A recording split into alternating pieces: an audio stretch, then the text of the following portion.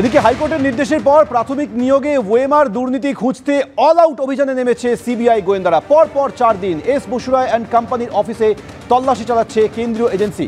সরাসরি আমাদের সঙ্গে এই মুহূর্তে রয়েছে আমাদের প্রতিনিধি প্রকাশ সিনহা। প্রকাশ, মহামান্য হাইকোর্ট নির্দেশ দিয়েছিলেন একেবারে অল আউট ঝাঁপাতে হবে ওয়েমার দুর্নীতি রহস্যভেদে। সেই রহস্যভেদের পথে কতটা এগোলো সিবিআই?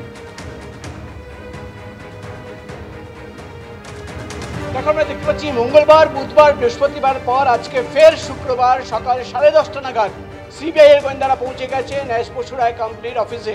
এবং এই মুহূর্তে সিবিআই এর 8 জন অফিসার, যার মধ্যে 5 জন সিবিআই অফিসার এবং 3 জন সাইবার এক্সপার্ট, তারা কিন্তু এই অফিসে রয়েছেন।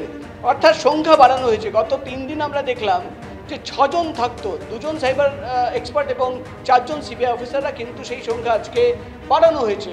সেখানেই কিন্তু স্বাভাবিকভাবে প্রশ্ন উঠছে এমন কি রয়েছে অফিসে যে পরপর 4 দিন প্রায় 30 ঘন্টার বেশি সময় ধরে তল্লাশি অভিযান চালানো হচ্ছে। সিবিআই সূত্রের খবর, ইতিমধ্যেই 2টো সার্ভার বাজেয়াপ্ত করা হয়েছে, একাধিক হার্ড ডিস্ক তারা এই অফিস থেকে পেয়েছেন। এবং আজকেও কিন্তু তারা এই অফিসে সামনে যে গেট রয়েছে সেই গেটের ভেতরে তারা রয়েছেন এবং ভেতর থেকে তারা বন্ধ করে তল্লাশি অভিযান চালাচ্ছেন।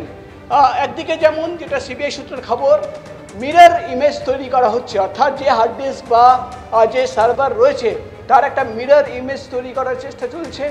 পাশাপাশি আরও কি ডেটা রয়েছে সেটা খুঁজে বার করার। মূলত সিবিআই গোয়েন্দারা মনে করছেন যে মার্কশিট তারা খুঁজছেন তার কিন্তু কপি এমনি নেই, অর্থাৎ মানিক ভট্টাচার্য তার নির্দেশে কিন্তু সেই সমস্ত তথ্য মুছে ফেলা হয়েছিল। কিন্তু কোনো ব্যাকআপ রয়েছে কিনা প্রাথমিকভাবে তারা মনে করছেন যে সার্ভার বা যে হার্ড ডিস্ক রয়েছে সেখানে কিন্তু একাধিক ওএমআর শিট ছিল যেটা মুছে ফেলা হয়েছে, এবং যেটা মুছে ফেলা হয়েছে সেটাই কিন্তু রিট্রিভ করার চেষ্টা, অর্থাৎ ফের রিকভার করার চেষ্টা চালাচ্ছেন সিবিআই গোয়েন্দারা। এবং তুমি জানো হাইকোর্টের নির্দেশ ছিল যে যে কোনোভাবে ওএমআর শিটের কপি খুঁজে বার করতে হবে, ব্যাকআপ খুঁজে বার করতে হবে। এবং গত 4 দিন ধরে সেই চেষ্টাই চালাচ্ছেন সিবিআই গোয়েন্দারা। এবং যে সার্ভার বা হার্ড ডিস্ক বাজেয়াপ্ত করা হয়েছে সেটাও কিন্তু ফরেনসিক টেস্টের জন্য পাঠানো হবে, এমনই খবর আমরা সিবিআই সূত্র মারফত জানতে পারছি। সোমেন, ধন্যবাদ প্রকাশ। আগামী 2-3 মাসের মধ্যে শহরের রাস্তা থেকে উধাও হয়ে যাবে অন্তত 2000 বেসরকারি বাস। কারণ আদালতের নির্দেশ, 15 বছরের পুরনো বাস বাতিল করতে হবে। ফলে চরমে উঠতে চলেছে যাত্রীদের দুর্ভোগ। পরিবহন দপ্তরের আশঙ্কা, পুরনো বাস বসে গেলে শুধু যে পরিষেবায় প্রভাব পড়বে তাই নয়, কোনো রুট বাস শূন্য হয়ে যাবে।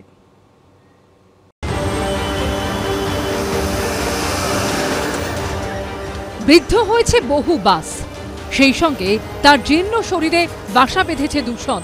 পরিবেশ রক্ষায় এবার তাই সেই সব বাসকে বিদায় জানানোর পালা। কিন্তু তারপর রাস্তায় বাসের অভাবে কি অপেক্ষা আরো দীর্ঘতর হবে?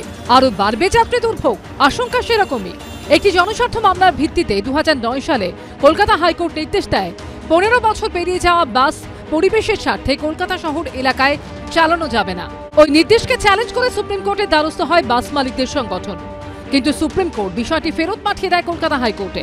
পরিবহন দফতর কলকাতা হাইকোর্টের নির্দেশ কার্যকর করার সিদ্ধান্ত নেয়। পরিবহন দফতর সূত্রে খবর, 2009 সালে যেসব নতুন বাস রাস্তায় নেমেছিল, আগামী আগস্ট মাসে সেই সব বাসের বয়স 15 বছর পেরিয়ে যাবে। ফলে সেগুলিকে বাতিল করতে হবে। তার ফলে শহরে দেখা দিতে পারে বাসের নজিরবিহীন অভাব। পরিবহন দফতরের হিসেব অনুযায়ী কলকাতায় বেসরকারি বাসের সংখ্যা 4840। কোভিডের সময় বসে গিয়েছে বেশ কিছু বাস। এখন রাস্তায় চলে 3615টি। মিনি বাসের সংখ্যা ছিল 2064, এখন 1498।